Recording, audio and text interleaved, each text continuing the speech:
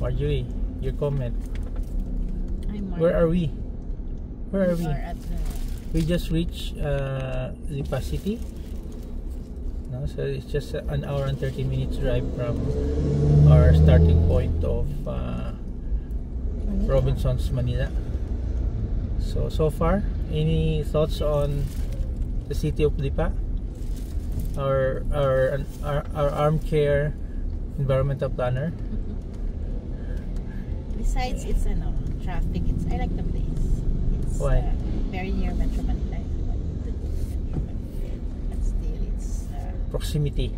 proximity to Metro What about the planning side? Any Because thoughts it's an old on? city. They, of course, will not be able to anticipate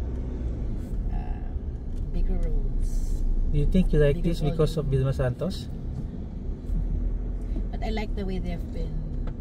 That the investments here are significant commercial investment. They have outlets. They have national brands, of course, from Metro Manila.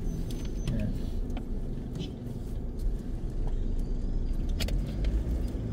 What else?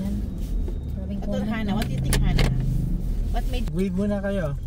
you Hello. decide to invest We're here fully in Lipa, loaded. Hannah?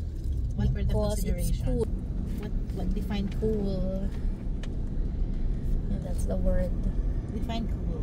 Mom, stop asking me questions. Malapit lang siya sa sa Calamba. Ano yung ang malapit sa kanya na Laguna na place is Calamba, na, right? So kung matapos yung North-South Commuter Railway, still strategic pa rin kasi galing kang Clark up to Calamba, then Lipa is just siguro 15 minutes, no? Plus Batangas is being is an ecotourism. Galing talaga ng mom ko. Na-try niyo na Hannah dyan? Maganda yung dyan ba? Biodiversity ng Batangas. Unless Madami nga silang madaming madaming mountains, madaming hiking spots sa Batangas. Unless gagawin nilang maraming reclamation projects.